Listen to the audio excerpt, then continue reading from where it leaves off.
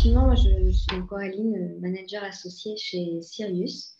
Pour vous donner un peu de contexte, en fait, Sirius, c'est une nouvelle marque qui a été créée en fin d'année dernière au sein du cabinet de recrutement Upsourcing. Upsourcing, c'est donc un cabinet de chasseurs de tête qui est spécialisé sur les métiers de la tech de manière générale. On travaille en grande majorité pour des startups et on les accompagne dans le recrutement de CTO, de profils architectes, développeurs, etc. Et du coup, on a créé la marque Sirius parce qu'on avait de plus en plus de demandes en recrutement de CTO et on s'est rendu compte que les entrepreneurs finalement, avaient des difficultés à identifier le bon type de profil de CTO en fonction de la maturité de leur projet.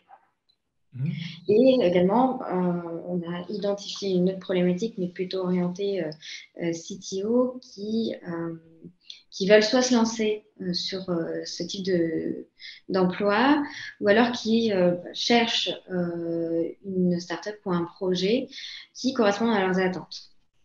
Et du coup, on a vraiment pu voir qu'on ne recrutait pas de la même manière pour une startup qui vient de se créer, où il faut créer un produit, un MVP, il faut le tester, il n'y a pas d'équipe technique, qu'un recrutement de CTO pour une startup qui est plutôt en phase de scale-up, où justement il y a déjà une équipe de développement en place, le produit est déjà testé, et là on va demander d'autres responsabilités au CTO. Et c'est vrai qu'on ne va pas recruter de la même manière en fonction de son projet, de la maturité de son projet, et un CTO va avoir des attentes très particulières en fonction de son expérience et de ses appétences.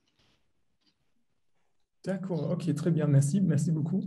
Je pense on va commencer avec la présentation. Super. Alors, du coup, Sirius, comme je vous le disais, ça fait partie du cabinet de recrutement Upsourcing. Aujourd'hui, on est 5 personnes sur ce projet. Alors, pourquoi Sirius? En fait, c'est pour faire deux petites références. Une première, c'est que Sirius, c'est l'étoile la plus brillante du ciel après le soleil. Et aussi, c'est une référence un peu pop culture qui est appréciée de la communauté de la tech parce que c'est un personnage clé d'Harry Potter. Et on pense que ce personnage qui est le gardien d'Harry Potter a des valeurs clés qui sont propres au C-level. Du coup, alors aujourd'hui, Sirius... Coralie, tu peux ajouter quelque chose? Sirius, c'est une référence chez Louis Vuitton. C'est une des plus belles valises. Chez Louis Vuitton, c'est une des plus belles valises qui a été lancée il y a 100 ans. Ah, super, merci. Voilà. C'est une valise c'est une de leurs best-sellers, je pense. D'accord, j'irai regarder aussi alors. Sirius, voilà. Super, mais en réalité, il y a plein de noms, même des entreprises qui s'appellent Sirius, je ne connaissais pas du tout et c'est plutôt sympa. Du coup, Sirius, c'est à la fois un cabinet de chasse où on accompagne des startups dans le recrutement de leur CTO. On fait aussi pas mal de coaching pour les startups pour définir leurs besoins, les attentes, leur scoring et leur processus de recrutement.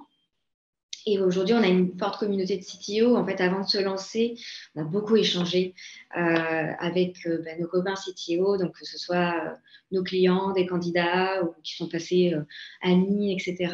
Et ils ont trouvé que le concept était plutôt prometteur dans le sens où il n'y a pas aujourd'hui de structure dédiée à cet accompagnement.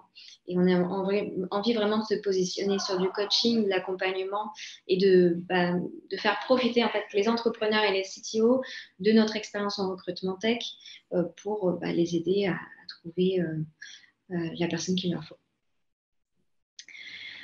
Du coup, aujourd'hui, on va aborder la problématique qui est la plus importante dans le recrutement, c'est comment séduire un CTO.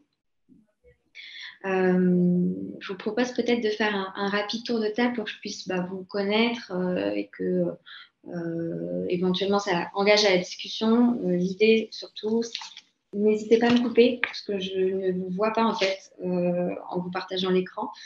J'ai pas réussi à faire la bonne manip, je pense.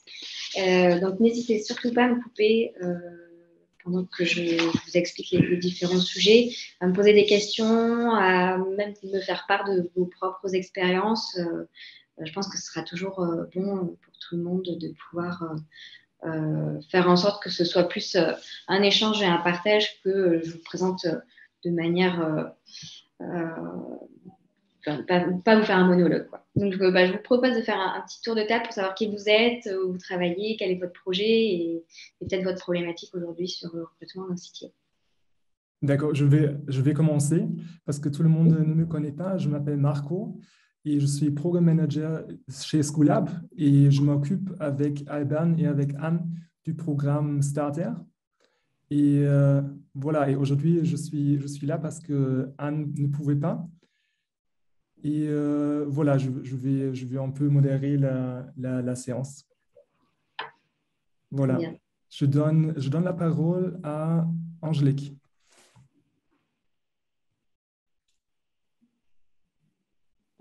Désolée, je viens juste de me connecter, donc je n'ai pas suivi la consigne. Ah, pardon. On fait un petit tour de table rapidement pour se connaître tous, nos rôles et nos projets startup. Bonjour à tous. Pour ceux qui ne me connaissent pas, donc, je suis créatrice d'une startup qui s'appelle Kitac et qui a pour vocation de vendre des kits prêts à coudre pour les personnes qui veulent apprendre la couture. Et ces kits sont en lien avec tout un tas d'exercices et de tutos pour qu'à chaque fois qu'on cale sur une opération, on puisse retrouver facilement ce qu'il y a à faire.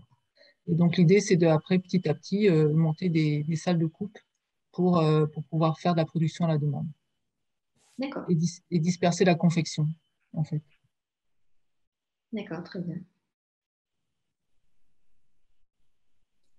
Tu donnes la parole à qui?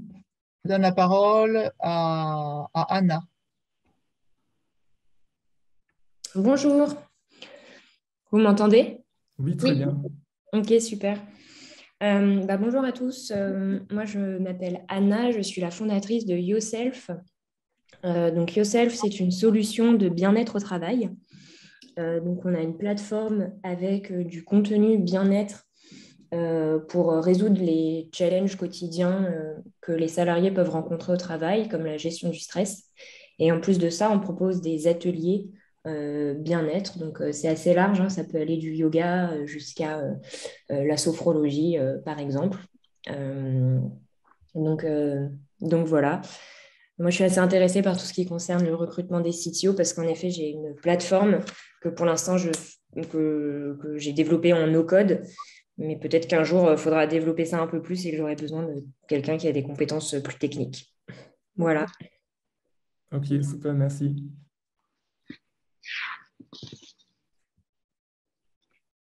Tu passes la parole à quelqu'un? Ouais. Arnaud?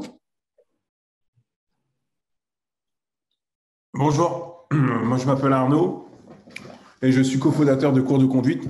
C'est une startup que j'ai créée avec 3 associés. Il y a Vanessa qui est également connectée et Isaac qui n'est pas connecté. Et en fait, le but enfin mon rôle dans la structure, en fait, c'est de pouvoir promouvoir de plus en plus en fait l'activité et de trouver des partenariats. Et comme tout le monde, on s'occupe de tout, chacun a des tâches prédéfinies. Et en fait, voilà, moi je joue mon rôle d'associé dans cette startup qui est Cours de Conduite. Et je passe donc la parole à, je ne sais pas moi, Hugues. Ok. Bonjour, moi du coup c'est Hugues Vincet et je travaille sur un projet qui s'appelle Innerverse, qui est un projet de réalité virtuelle. En gros, je veux mélanger des outils tirés du monde de la psychologie et du coaching avec la possibilité de l'immersion et de faire apparaître les choses d'un point de vue visuel en couleur. L'image que je donne toujours pour faire comprendre vite fait, c'est si vous avez vu le film Vice Versa de Pixar, on a l'impression de rentrer dans la tête d'une personne et de voir le monde des émotions, des pensées devenir plus concret, plus tangible. C'est ce sur genre de produit que je travaille. Donc, je suis actuellement seul dessus et je prends tout le développement technique, mais je suis aussi intéressé à la phase de monter une équipe et donc comment peut se produire la rencontre avec un CTO. Donc, c'est pour ça que je me suis inscrit ici. D'accord. Donc, comme parole, je peux la donner à Joséphine. Ça marche. Bonjour à tous, je m'appelle Joséphine, je suis la fondatrice de Art Mosaic. Et donc Art Mosaic, c'est une plateforme pour pouvoir vendre des activités artistiques, artisanales et manuelles. Donc, c'est une marketplace. Aujourd'hui, j'ai développé la marketplace seule sur WordPress en utilisant un thème. Mais je fais face à pas mal de problématiques légales et de problèmes de modules de paiement sur ma marketplace. Donc, il va vite falloir que je trouve en fait un CTO pour pouvoir me rejoindre sur le projet et refaire un site internet. Donc, c'est pour ça que je suis aujourd'hui. D'accord. Et je vais donner la parole du coup à Claire.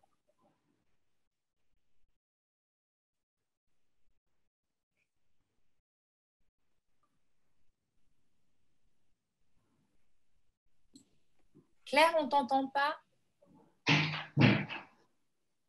Merci Joséphine. Ouais. Je suis fondatrice de WeLook, qui est un personnage shopper en ligne de la seconde main, avec une marketplace. Donc, il y a un gros, ça s'appelle We, parce qu'il y a WeLook, il y a Look, mais il y a We, avec un gros sujet tech. Et j'ai beaucoup de chance, j'ai un CTO qui a tellement aimé le projet, qui m'a accompagné pendant 6 mois, qui est maintenant dans le projet. Alexandre. Et mon attente aujourd'hui, c'est plutôt qu'est-ce que j'attends de lui, comment je peux l'entraîner jusqu'à l'infini avec moi et comment je peux à la fois, quelles sont mes attentes par rapport à lui, une roadmap, un timing, voilà. Un peu comment on travaille ensemble et comment on peut avoir un peu un guideline en sachant que je ne suis pas du tout tech. Pour l'instant, c'est du no-code, je me suis un peu débrouillée, j'arrive à me débrouiller, mais après, c'est pas, voilà, je ne suis pas tech du tout, donc est-ce qu'il faut un lien avec une alternance ou, voilà, j'ai un peu des attentes sur comment on travaille ensemble. D'accord. Juste sur ce que tu dis, si vous le souhaitez, après, je peux recueillir vos adresses mail. On a rédigé un livre blanc et ça peut t'aider face à certaines problématiques que tu rencontres sur comment projeter un CTO, comment faire en sorte qu'il reste fidèle en fait au projet et comment le mener le plus loin possible sur le projet. Donc, si tu veux, je pourrais te le partager avec plaisir. Et aussi, comme c'est lui qui est un peu, qui est un peu qui a l'intelligence artificielle qui appartient à WeLook, mais après, voilà, c'est un peu aussi des questions de sécurité. Oui. Quand quelqu'un comme ça a tout un peu le savoir, c'est un peu ça mon problème. D'accord, voilà. Je comprends. Merci beaucoup. Je passe la parole Anna et Angélique, c'est Hugues, Joséphine, Lucas. Bonjour, moi je m'appelle Lucas Drouvray, je suis fondateur de LO.xyz, où on développe des solutions en particulier pour les freelances pour gérer leurs missions avec leurs clients de A à Z, c'est-à-dire qu'ils peuvent créer des propositions, ensuite faire le suivi de la mission bloc par bloc et partager avec leurs clients et automatiser la facturation.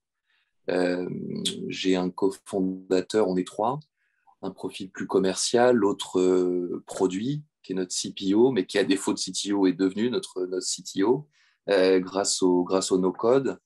Et on a fait une première version, mais qui finalement va survivre même quand tu auras la deuxième, avec Coda. Et on a fait donc la deuxième, presque un deuxième produit avec Bubble. Donc on s'est formé, enfin lui surtout s'est formé au no-code.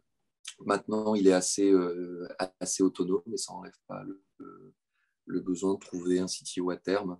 Peut-être pour reprendre un peu ça, le faire passer en iCode et voilà. Ou peut-être qu'on n'en aura pas besoin, je ne sais pas. Mais quand même, on se pose pour ces questions. Comment les séduire, ces CTO? C'est plus difficile de trouver un CTO que des VC dans ce monde de la tech. Oui, c'est voilà, vrai. curieux pour savoir les bonnes pratiques pour les hameçonner. D'accord, très bien. Les embarquer. Voilà. Est-ce qu'on a fait le tour de tout le monde? Non, j'ai oublié Cécile. Je t'avais oublié Cécile. Désolée. Non, pas de souci. Bah, je vais en profiter, hein, je vais me présenter. Donc, moi, je suis Cécile, je suis la fondatrice de Tatane.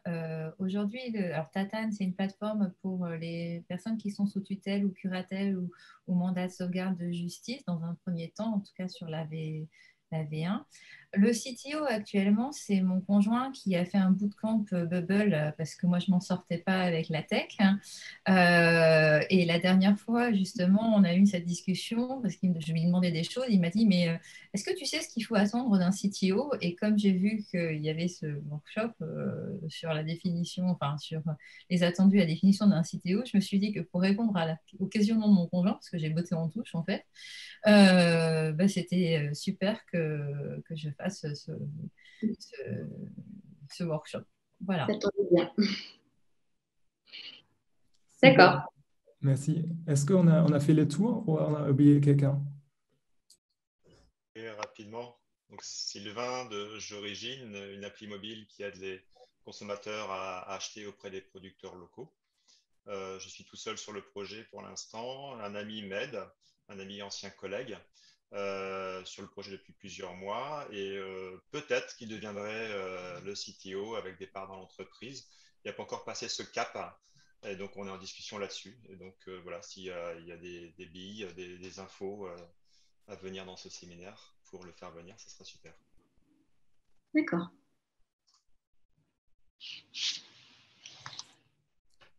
Alors, on n'a oublié personne.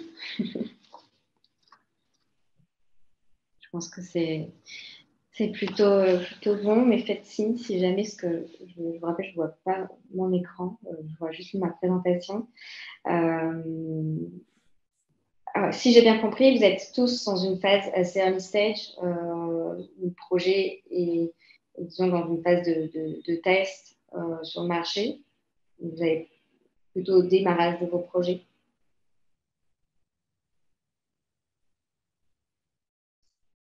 Oui. Ça changera un petit peu mon discours pour le coup et je pense que j'essaierai plus de l'adapter par rapport à ça. Ok, super. J'ai une autre question. Est-ce que parmi vous, il y a des personnes qui ont déjà recruté un CTO? Non.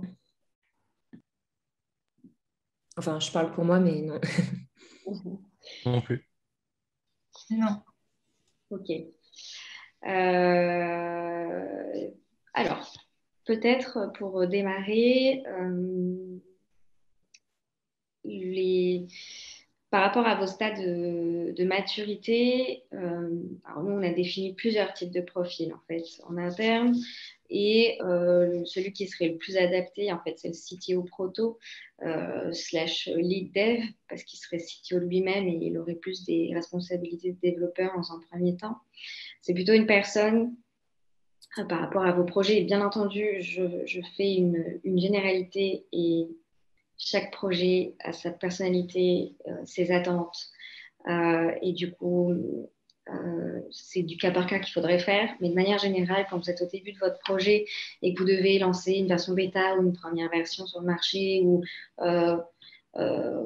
repartir de zéro et développer une solution, il faut prendre donc, soit un lead dev, soit un CTO qui n'a pas peur de se lancer sur un projet. Donc, il va avoir une certaine notion de l'entrepreneuriat qui va être à la fois capable de passer la majorité de son temps pendant plusieurs mois à développer seul et qui va pouvoir être rapidement autonome, qui va pouvoir faire face à des problématiques techniques seul et qui sera en mesure, au bout de 6 mois, 1 an, de recruter une petite équipe de développeurs qui pourra encadrer et guider.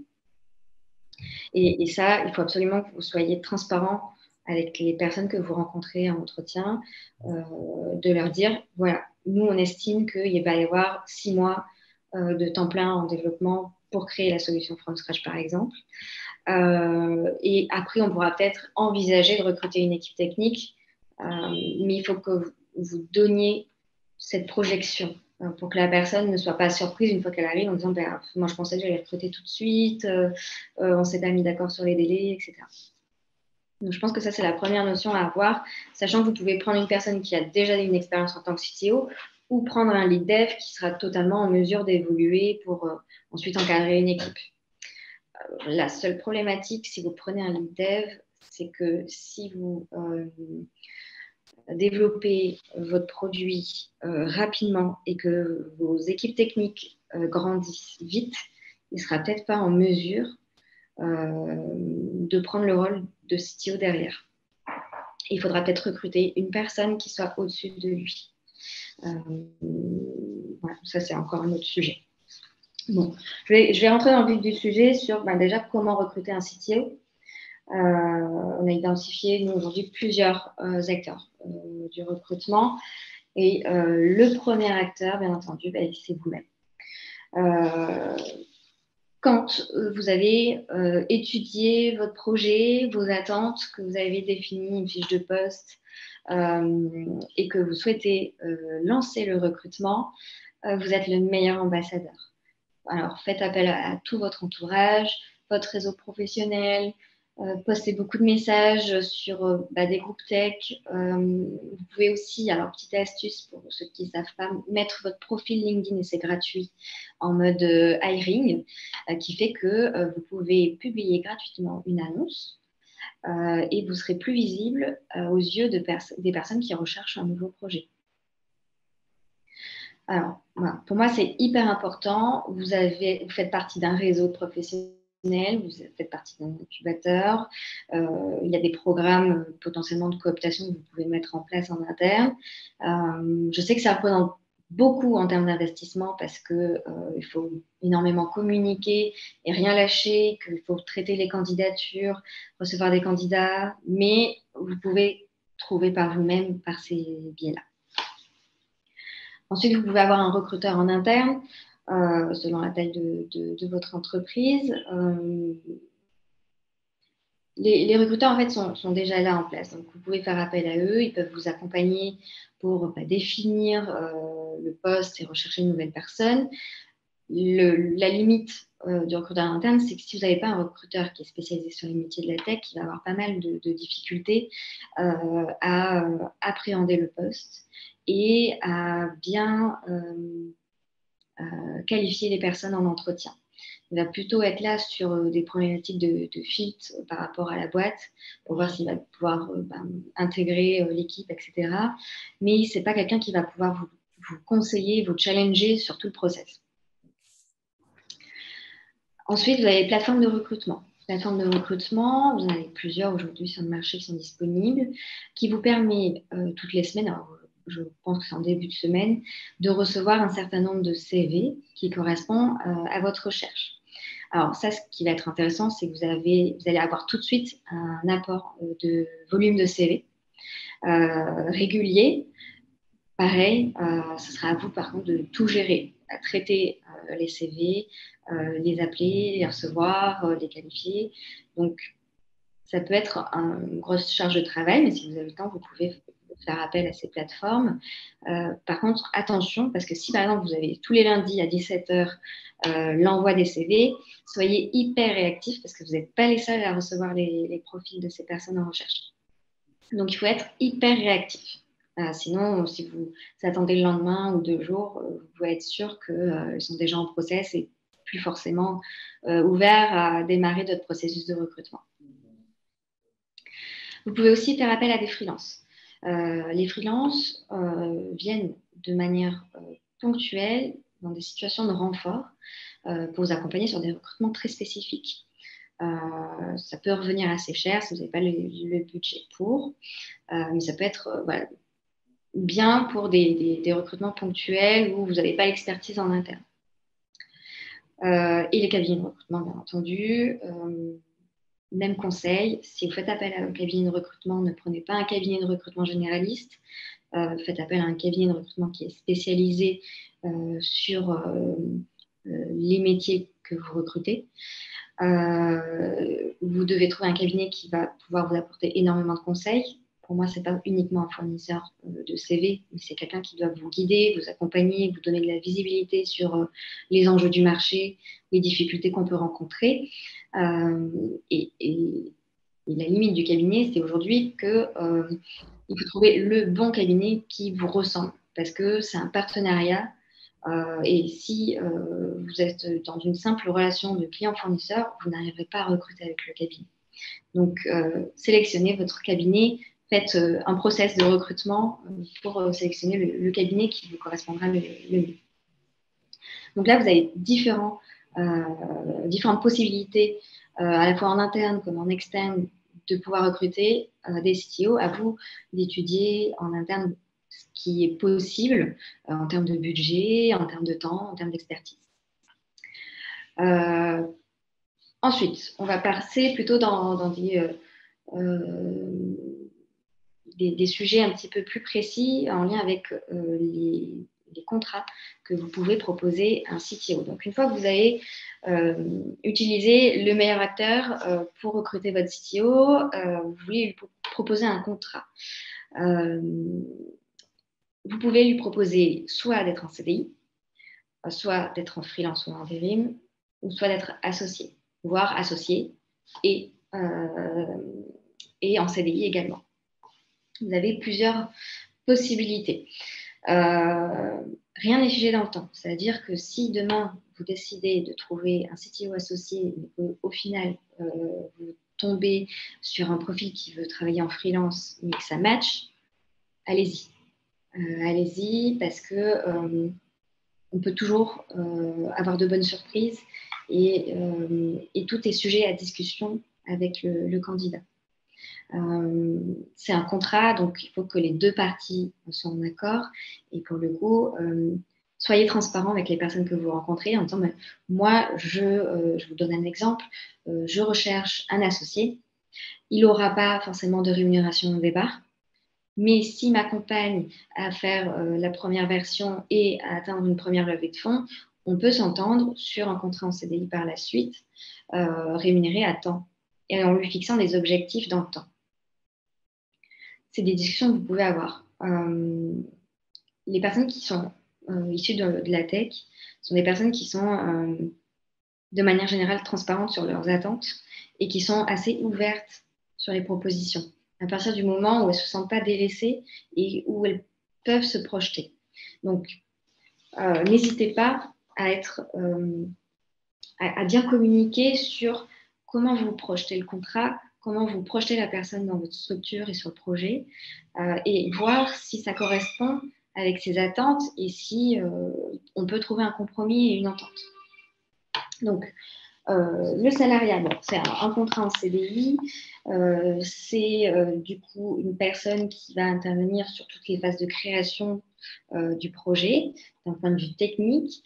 On va être face à une personne qui va chercher plutôt de la stabilité et de la sécurité au niveau de l'emploi. On peut avoir affaire à des personnes qui ont joint des projets sur des phases très, très early stage et qui, pour le coup, n'ont jamais été rémunérés, que le projet n'a jamais décollé et qui veulent absolument avoir un contrat en CDI, mais qui sont prêts à revoir à la baisse leur salaire.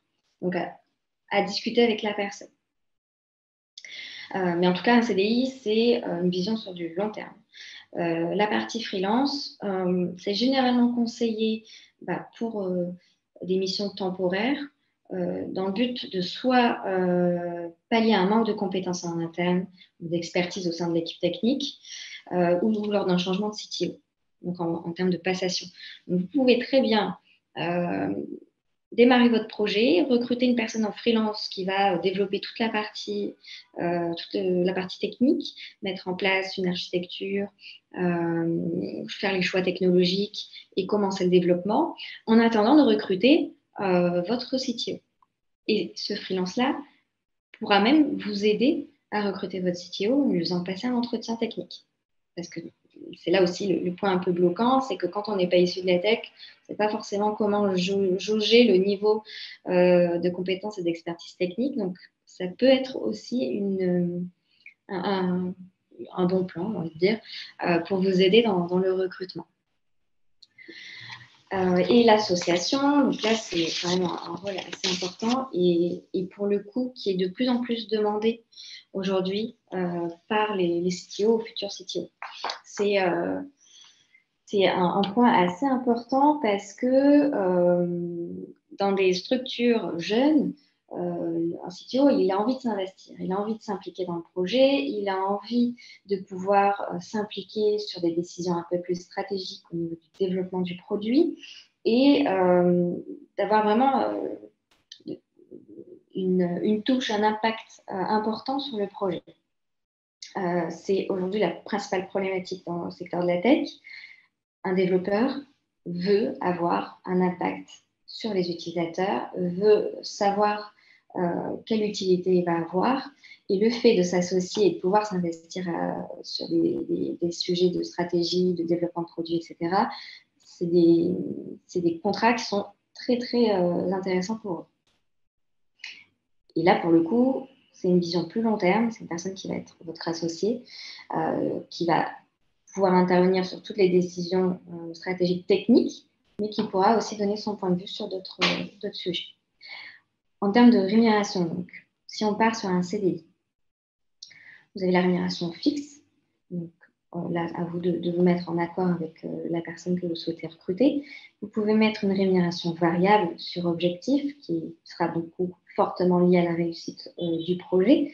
Mais ça peut être aussi intéressant de revoir la rémunération à la baisse sur la partie fixe et de fixer des objectifs déterminés bien à l'avance sur la partie variable. Donc, par exemple, si on voit des objectifs, si tu arrives à lever des fonds en tant de temps, on peut te mettre une prime.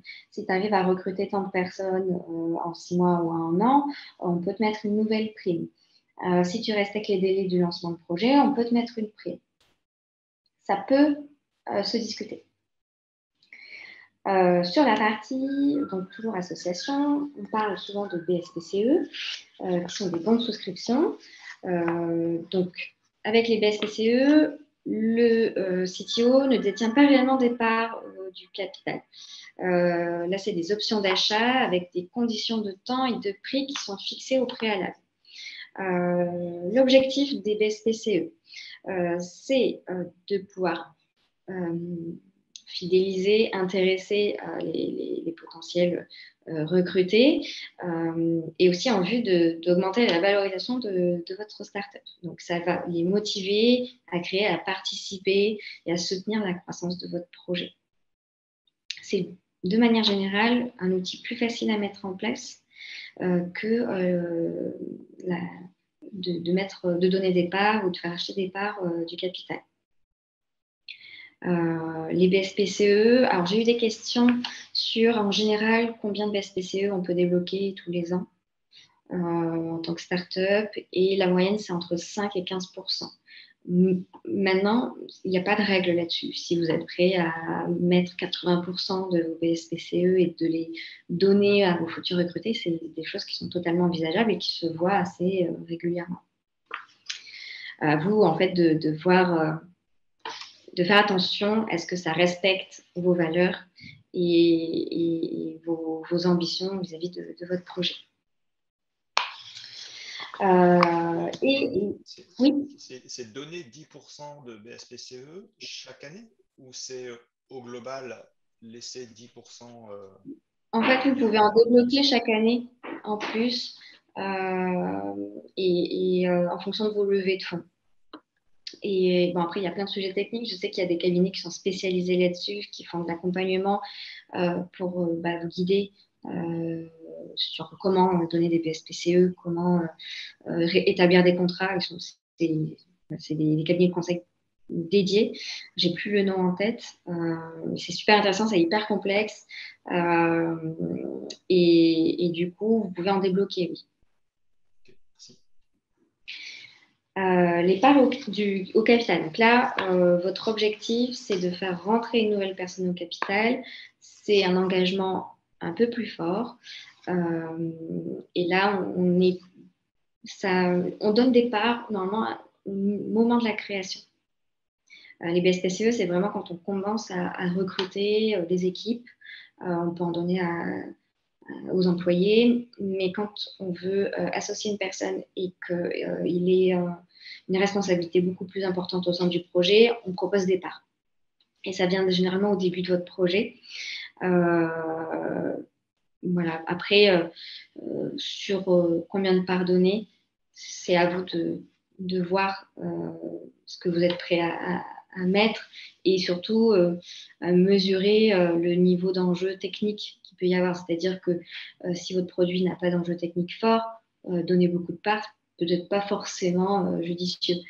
Si vous travaillez sur un produit tech de base, diviser les parts entre les différents associés de manière égale, ça peut avoir un sens.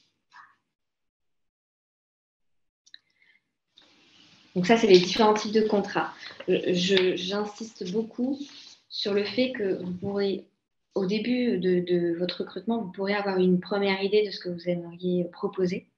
Mais au fur et à mesure de vos échanges avec différents candidats, vous pouvez être aussi amené à revoir ce que vous souhaitez proposer et à trouver des compromis.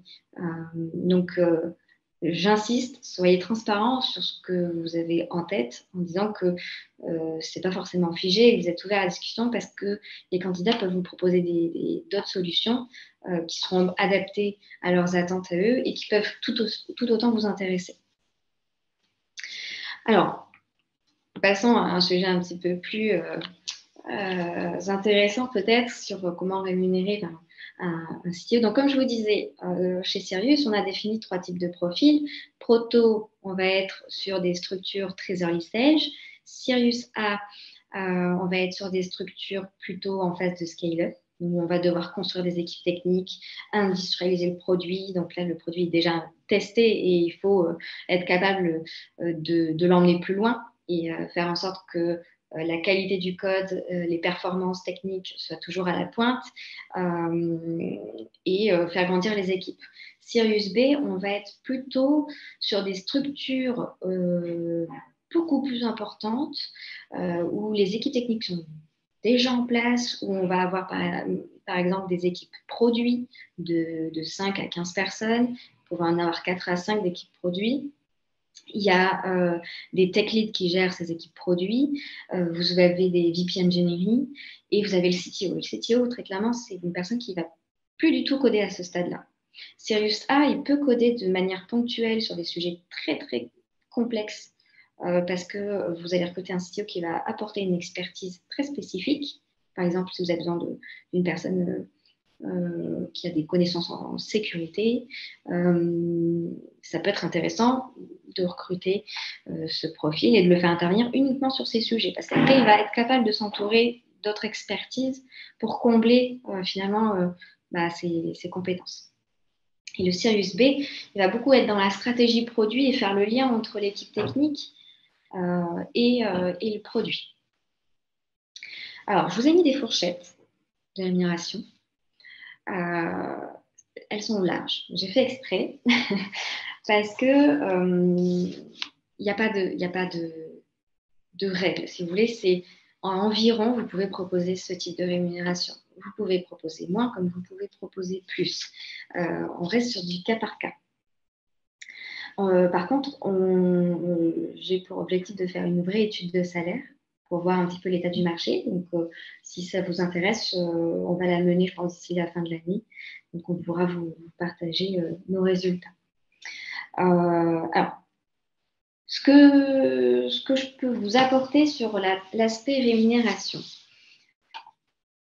On est du coup plutôt sur le CTO Proto, donc de 50 à 70, ce qui représente, mine de rien, quand même un coût élevé pour une jeune structure que de rémunérer un CTO à ce montant-là. Mais selon votre projet et votre budget, vous pouvez très bien proposer une rémunération fixe moindre et proposer une augmentation sur le temps. Comme je vous l'ai dit tout à l'heure, avec des objectifs clairs et prédéfinis avec le candidat. Quand vous aurez des premières levées de fonds, vous pourrez très bien réajuster son salaire. Et c'est des choses qui sont totalement capables d'entendre. Donc, vous pouvez proposer des parts sans rémunération, mais là, c'est un peu compliqué.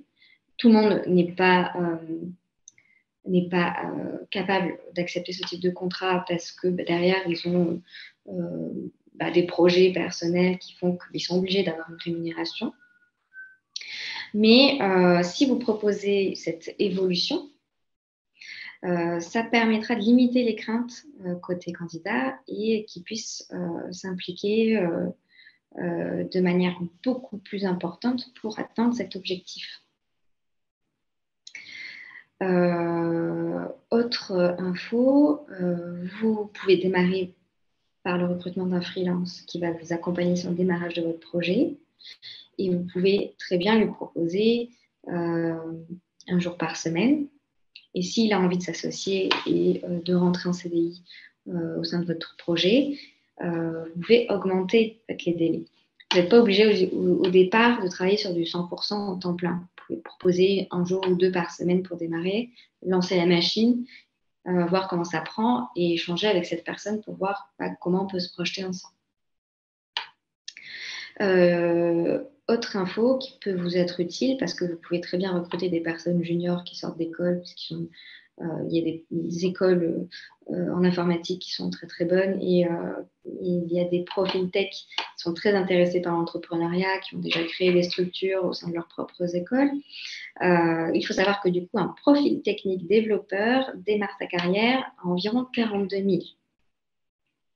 Et qu'en moyenne, un profil technique va prendre 3 000 € par an en augmentation. Pour vous donner un petit peu de visu. C'est-à-dire que si vous prenez quelqu'un qui sort d'école, vous pouvez le rémunérer à partir de 42 par exemple. Pas à partir de 50.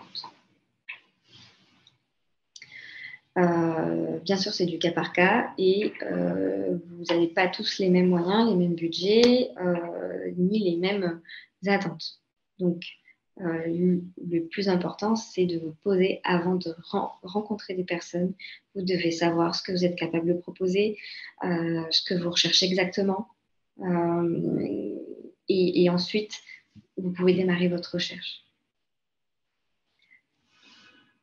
Ensuite, comment approcher un CTO sur les réseaux. Alors, pour moi, il y a 3 points importants. Se différencier, la transparence et la projection. Se différencier, pourquoi? Parce que vous n'êtes pas les seuls à recruter aujourd'hui sur le marché.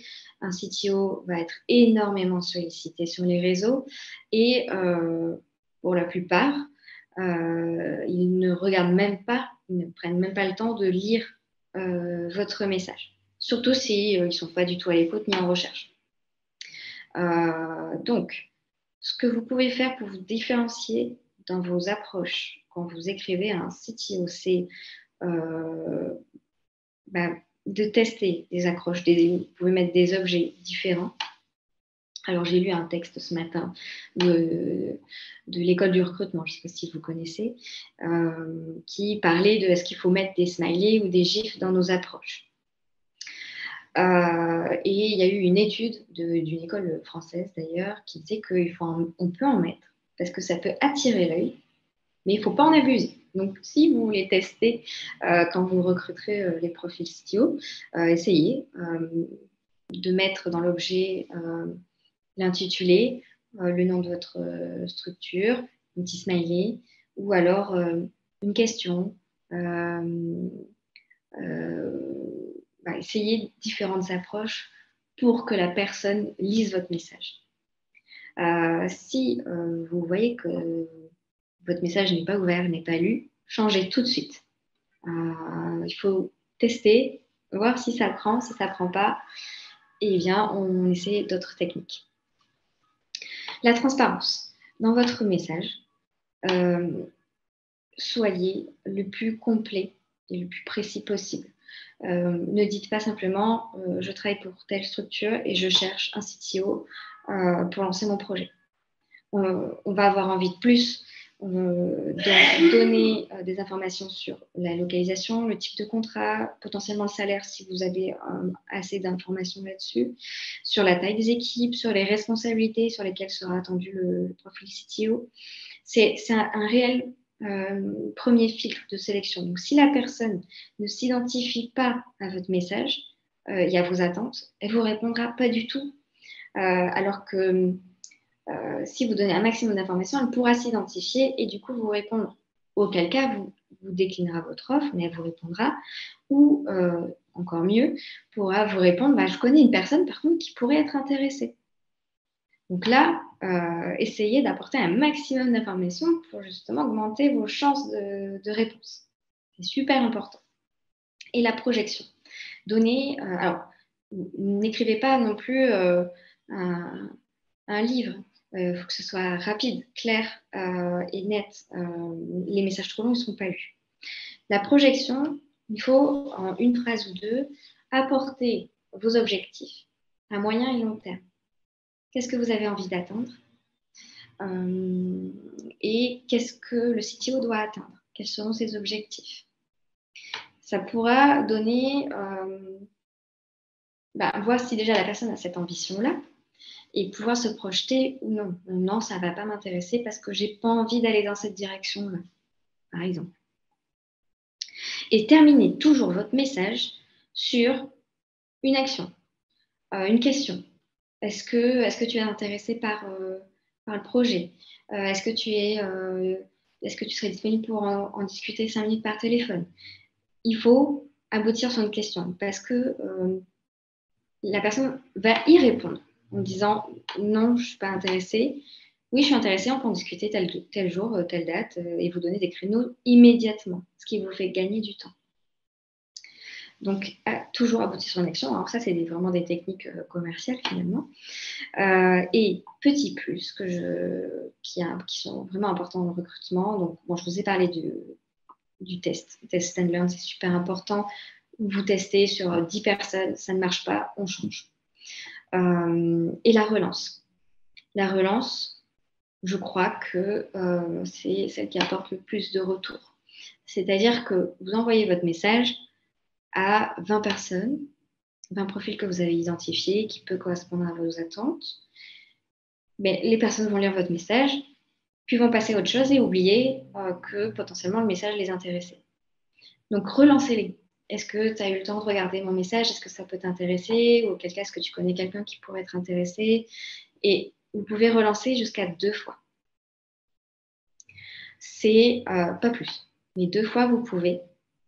Et les personnes qui vous répondent seront des personnes qui seront intéressées, mais qui n'auront pas pris le temps ou qui, des fois, le message passe à la trappe. J'ai plusieurs personnes qui m'ont dit non, je n'ai jamais reçu votre message. Je leur retransfère le message et on se voit par la suite. Donc, n'hésitez pas à relancer à 2 reprises.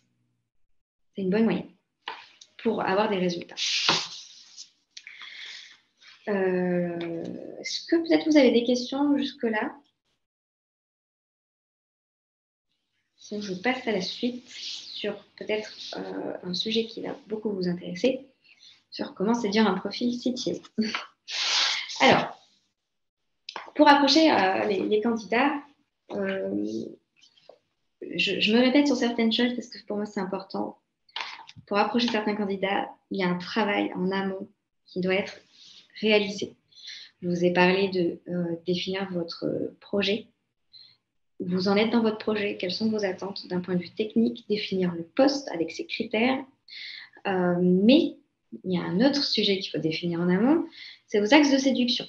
Quels éléments vous allez pouvoir mettre en avant à travers une annonce, à travers votre message d'approche ou pendant le processus de recrutement. Alors là, je vais vous lister les sujets qui sont importants et à ne surtout pas oublier lorsque vous recrutez un CTO. Le premier qui est responsabilité. Donc, un CTO, comme le terme l'indique, c'est une personne qui aura quand même un niveau de responsabilité et d'autonomie assez importante. Donc, vous devez définir au préalable quelles seront ces différentes responsabilités en termes de prise de décision et sur les sujets à prendre en charge. Est-ce que c'est une personne qui devra avoir à sa charge les choix stratégiques, comme qu'est-ce qu'on va prioriser dans le développement, quelles fonctionnalités on va mettre en place, comment on va porter notre vision? Ou est-ce que c'est une personne qui va plutôt avoir des choix uniquement liés avec la technique? Quelle techno on va choisir? Quels outils? Est-ce qu'on recrute? Oui, mais quel type de profil? En freelance, en CDI? niveau de seniorité? Est-ce que c'est quelqu'un qui va mettre en place des process, des bonnes pratiques techniques? Donc, tout ça doit être défini auprès et communiqué auprès du CTO. L'expérience candidat. On n'en parle jamais assez, mais l'expérience candidat, elle peut très clairement changer la donne. C'est-à-dire que beaucoup de personnes ont besoin de se sentir à l'aise avec les fondateurs, de sentir qu'il y a une réelle relation, une réelle connexion qui a été créée pendant les échanges pour se projeter. J'ai récemment fait un petit sondage pour comprendre les critères pour rejoindre une startup. Et j'avais mis l'émission, le projet, le feeling ou la rémunération. La rémunération était en dernier, le feeling était en deuxième et le projet mission en premier. Mais le feeling, il était vraiment très très proche des missions et du projet. Donc l'expérience candidat, si à un moment donné, votre candidat passe un mauvais moment, ça peut apporter un retour négatif de son côté. Alors que c'est potentiellement le meilleur candidat que vous avez. Du coup, comment améliorer votre expérience candidat? Donc, il faut lui permettre de poser ses questions, de mettre en avant ses craintes, ses doutes, pour que justement vous puissiez le rassurer. Mais aussi de pouvoir voir si par rapport à ce qu'il soulève comme élément, il va pouvoir s'intégrer dans le projet, dans l'équipe et si vous arrivez à le projeter.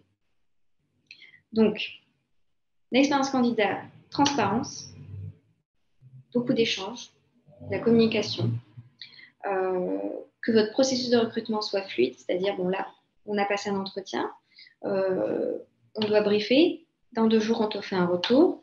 Si c'est positif, tu dois t'attendre à un exercice technique qui va durer tant de temps, que tu devras faire chez toi. Et il faut que ce soit clair, il faut que ce soit réactif. Un processus de recrutement ne doit pas prendre des mois et des mois. Et aussi, l'expérience candidat, vous avez un point qui est intéressant. Demandez au candidat s'il a besoin d'échanges supplémentaires, d'échanges complémentaires, s'il veut voir à nouveau une personne de l'équipe ou s'il veut voir de nouvelles personnes. Et surtout, impliquer le plus possible tous les membres de votre projet pour que le CTO ait un maximum d'éléments sur l'avancée, sur les rôles de chacun, etc. Les défis techniques. Alors, il ne faut pas oublier que les CTO, c'est des développeurs, que les développeurs aiment relever des challenges, aiment rencontrer des projets un peu complexes. Du coup, il faut être capable de dire, ben voilà, moi sur mon projet, je vais avoir pas mal de sujets assez complexes, comme par exemple gérer une migration vers un cloud ou développer from scratch une nouvelle version. Voilà, il y a pas mal de choses que vous pouvez mettre en avant pour attirer son attention et lui montrer aussi que c'est pas parce qu'il est CTO qu'il ne pourra pas monter en compétences. Il faut qu'il puisse monter en compétences. Il faut qu'il puisse découvrir de nouveaux environnements techniques. Vous pouvez aussi mettre en avant sur ce point-là du temps alloué pour faire de la veille technologique. C'est super intéressant. C'est une pratique qui se fait de plus en plus, de se dire qu'on t'alloue tant de temps par semaine pour que tu fasses de la veille. La veille fait partie intégrante du métier de développeur, mais des fois, on n'aménage pas le temps de travail pour dédier du temps là-dessus, alors que c'est super important. Ensuite, vous avez le projet. Le projet, alors, est-ce que le candidat a un réel intérêt envers le secteur dans lequel vous intervenez et par rapport à votre projet? Est-ce que vous serez capable de lui donner une vision de son impact en tant que CTO sur votre projet, sur les utilisateurs? Parce que, comme je vous l'ai dit, il y a une frustration assez importante où maintenant, ça se voit de moins en moins, mais ça reste un point primordial pour un développeur que d'avoir un impact. il y a eu une période où le développeur était considéré comme simple exécutant, qu'il devait développer des super projets où techniquement c'était vraiment super pour eux, ils apprenaient plein de choses, mais après c'était on jette ça aux oubliettes et on passe à autre chose. Et ça, ils veulent plus. Ils veulent plus, ils veulent avoir un impact direct et qu'ils puissent tester l'outil et l'améliorer. La rémunération. Donc, comme je vous le disais aussi, un CTO, il demande de plus en plus à avoir accès soit à des BSPCE, soit des parts au capital. Tout va dépendre de la maturité de votre projet, de aussi votre capacité à impliquer ou non le CTO dans le projet et le développement de la boîte, et à ce qu'ils prennent part aux décisions stratégiques. Vous pouvez le challenger là-dessus, lui dire toi, tu t'attends à quoi, quelle est ta fourchette basse, est-ce que tu serais prêt à revoir à la baisse ton salaire pour ensuite le réévaluer par la suite en fonction des résultats, etc. Et la vision. La vision, je l'entends de plus en plus de la part des candidats CTO. C'est hyper important de rencontrer les fondateurs pour voir si on partage la même vision sur le projet, tant sur les sujets stratégiques que sur les choix orientés produits. Donc, faites leur part de votre vision à très court terme, à moyen terme et à long terme, même si on peut tout redéfinir et que ça reste de l'hypothèse sur du moyen-long terme, rien n'est figé dans le temps, mais le CTO a besoin d'être en accord avec votre vision et parce qu'il va avoir envie de s'impliquer pour cette vision. Ça, c'est les sujets que vous pouvez mettre en avant lors des entretiens, qui vont l'aider à se projeter et à prendre sa décision si jamais vous voulez le recruter. Alors, son processus de recrutement. Processus de recrutement, il y a 3 points. 3 points très importants. La réactivité, la fluidité et le feedback. Essayez de donner un maximum de nouvelles à vos candidats dans un délai de 48 heures. Faites au mieux pour que ce soit dans un délai de 48 heures. Pourquoi ? Parce que ça démontre votre motivation, votre intérêt et une certaine rigueur qui peut être appréciée de la part des candidats. C'est vrai que de manière générale, on a des retours très tardifs. Ça peut aller de 1 semaine à 2 semaines. Le risque, c'est que la personne, le candidat, soit démotivé et passer 10 autres process en parallèle et vous ait oublié. Alors que si vous êtes réactif, vous pouvez aller vite. Vous pouvez voir que le candidat va aussi être réactif et du coup, vous pouvez aller bien plus vite que la concurrence, bien entendu, et intéresser beaucoup plus le candidat. Ensuite, la fluidité. Donc, fluidité, ça passe par la définition du process en tant que tel. Qui va faire quoi, à quel moment et pourquoi. À chaque étape du processus de recrutement, il peut y avoir 2, 3, 4, 5 entretiens, 5 étapes. Qui fait le premier entretien pour définir quoi, qui va faire le deuxième et ainsi de suite. On y reviendra juste après. Mais il faut que ce soit clair et il faut que vous le communiquiez tout de suite au candidat. Voilà comment se déroule le processus de recrutement. En moyenne, il devrait prendre tant de temps et expliquer les différentes étapes avec les différents intervenants pour que cette personne puisse se préparer à ces entretiens. Bien entendu, vous pouvez rajouter des étapes, en enlever en fonction de la personne que vous recevez en entretien. Si vous en retirez, ce serait plutôt positif. Ça veut dire qu'il y a un coup de cœur. Et le feedback, très important de faire des feedbacks détaillés et clairs et objectifs. Je sais que ce n'est pas facile de faire un retour négatif à un candidat. Et c'est encore plus difficile en fait quand votre processus de recrutement n'est pas clairement défini au préalable parce que vous n'arrivez pas à justifier le pourquoi ce retour négatif. Et pourtant, c'est hyper important pour un candidat de savoir qu'est-ce qui a pêché et pourquoi on s'arrête là. Est-ce que sur le test technique, c'était pas bon ? Est-ce qu'il manque un certain niveau d'expérience et de compétences par rapport à votre stade de maturité et à vos objectifs. Est-ce qu'il y a d'autres personnes aussi qui peuvent correspondre un petit peu plus au poste et à vos attentes? Donc ça, c'est les points sur lesquels vous devez faire attention pendant le processus de recrutement. Pour définir ce processus de recrutement, il y a différentes étapes que vous pouvez sélectionner ou non, à vous de choisir. Mais, comme je le disais, c'est hyper important de définir les différentes étapes que vous avez envie de mettre en place.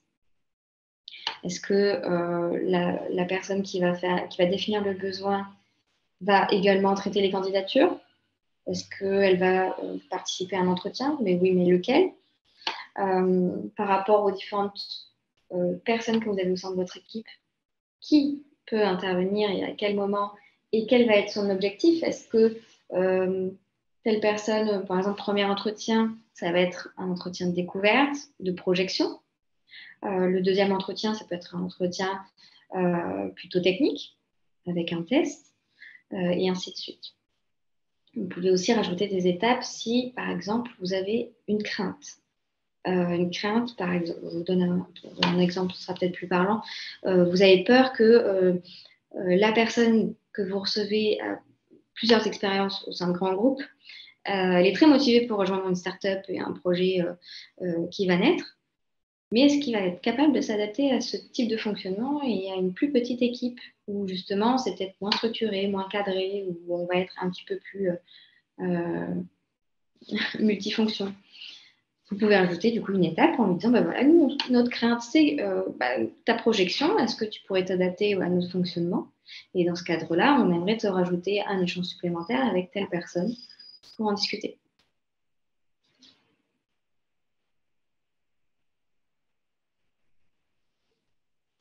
Voilà, je passe à la suite. Je voulais juste vous rajouter avant cette slide-là que vous devrez définir les différentes étapes d'évaluation en fonction de vos critères de sélection. C'est pour ça, je reviens sur la slide précédente du coup, qu'il faut bien définir les critères de sélection afin d'identifier les interlocuteurs qui peuvent vérifier que la personne répond à vos attentes. Également, vous pouvez, à travers chaque étape, faire des petites études pour voir si votre process est bon sur des taux de transformation. Si, par exemple, on part de... vous avez 30 CV, vous avez 5 appels téléphoniques, un entretien, il n'arrive même pas à la fin du processus de recrutement, et comprendre où ça bloque. Ça va vous aider à améliorer votre processus de recrutement et à revoir certains points. Ça veut dire qu'il y a un loupé quelque part, soit dans la définition du poste, soit dans la qualification ou dans les candidatures que vous pouvez recevoir. Dans l'annonce, peut-être qu'il y a un terme qui ne devrait pas être utilisé. Voilà, et du coup, après, comme je vous le disais au tout début, chez Sirius, on propose une formule d'accompagnement et de coaching sur toutes les phases en amont et pendant le processus de recrutement. Donc, en gros, on vous accompagne sur la préparation du recrutement, donc définir le poste, définir une fiche de poste avec les attentes, un scoring que vous utiliserez tout au long du processus, sur les phases de sourcing, rédiger votre mail d'approche, rédiger votre annonce, comment contacter les candidats, comment les chercher, comment les trouver, et suivre votre processus de recrutement. Donc, définir le processus de recrutement, vous guider tout au long du process, participer éventuellement à des entretiens si vous en avez besoin de ça, et puis vous aider sur la phase de closing, donc la proposition d'embauche. Donc là, ça comprend 4 séances réparties sur 2 mois pour vous aider dans le temps, en fait. Ça, c'est une formule de coaching qu'on propose à des startups early stage. Voilà. Est-ce que vous avez peut-être des questions qui seraient peut-être plus en lien avec vos situations et que ce soit peut-être un peu plus personnalisé? Oui, Joséphine a posté une question. Quel type de test technique peut-on faire aux candidats, surtout si nous-mêmes, on n'est pas très tech? Oui, c'est une bonne question. C'est très difficile, en effet, de juger techniquement une personne, si on n'est pas issu de la tech, même, enfin, moi je ne suis pas issue de la tech et je ne peux pas toujours jauger du niveau d'un profil technique. Il existe plusieurs solutions. Alors, il y a déjà des questions de base qui vont vous permettre de voir si la personne est vraiment passionnée par le développement ou si c'est développer pour développer, et vous pouvez du coup voir son niveau d'implication. Il y a des questions toutes simples que vous pouvez poser dès le début. C'est est-ce que vous faites de la veille technologique sur votre temps personnel ou est-ce que vous avez des projets personnels? Un développeur a toujours un petit projet sous le coude qu'il est en train de développer pour tester une nouvelle application, un nouvel outil, parce qu'il veut se former, monter en compétences. Ça, c'est un bon signe du niveau technique de la personne. Est-ce que c'est une personne aussi qui a un compte GitHub, qui l'alimente de ses projets? Très important. Vous pouvez aussi lui demander s'il participe à l'amélioration d'une technologie en open source. Ça, c'est un signe encore plus révélateur. Ça veut dire que la personne a un très bon niveau technique parce que là, il contribue à l'amélioration de la techno. Si c'est le cas, ça devrait être plutôt un développeur de bon niveau. Alors, bien sûr, ce ne sont que des questions que vous pouvez poser à votre niveau, mais vous pouvez aussi faire appel soit à des plateformes de code qui réalisent des tests sur mesure ou des tests préétablis. Vous avez la plateforme Coding Game qui est assez connue.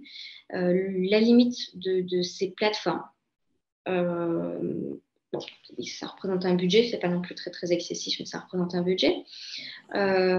Coding Game, c'est beaucoup de tests théoriques. Donc, si vous prenez quelqu'un qui est très expérimenté, qui a plus de 5-10 ans d'expérience, ce ne sera pas un test qui lui sera adapté parce que c'est théorique. On va être sur de l'algo, sur des cas pratiques, mais que vous voyez en fait lors des études, que vous ne voyez plus après en cas concret dans les entreprises.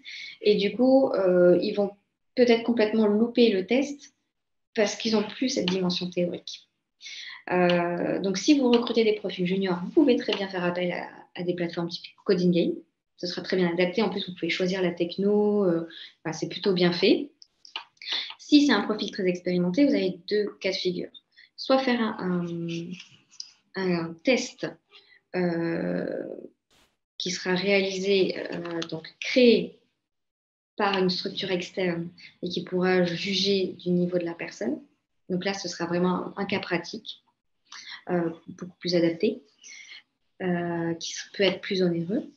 Sinon, je sais qu'il y a cette pratique-là qui est de faire un entretien technique avec un freelance. Il y a beaucoup de freelances qui font ça, qui se proposent de participer au processus de recrutement et de juger techniquement les candidats. Donc, c'est autour de discussions techniques. Vous pouvez même lui demander de réaliser un test technique au préalable pour que ce soit plus complet, mais vous avez ces possibilités. Je ne sais pas si potentiellement vous avez d'autres idées. Il y a une deuxième question de Vanessa. Sur quel site peut-on trouver des freelances? Alors, vous en avez pas mal. Vous avez Comet, vous avez Malte, qui sont quand même assez connus, qui sont des plateformes de freelance. Alors, si vous voulez, peut-être vous les connaissez.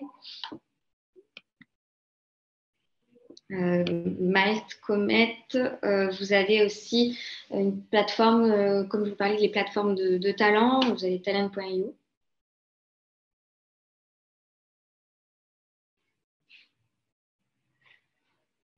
Est-ce qu'il y avait peut-être d'autres questions?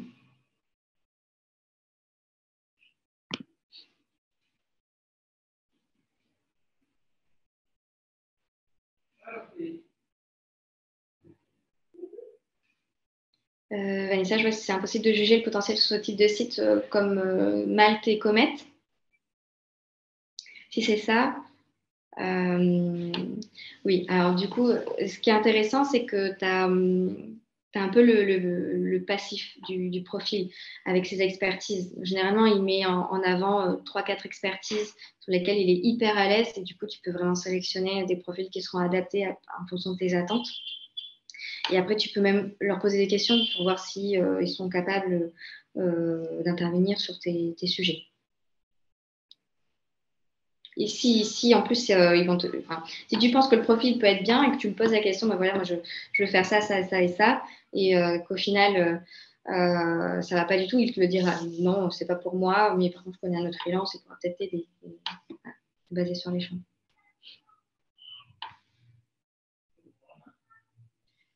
Voilà, est-ce qu'il y avait d'autres questions? Je crois pour l'instant, il n'y a pas d'autres questions. Je t'entends pas.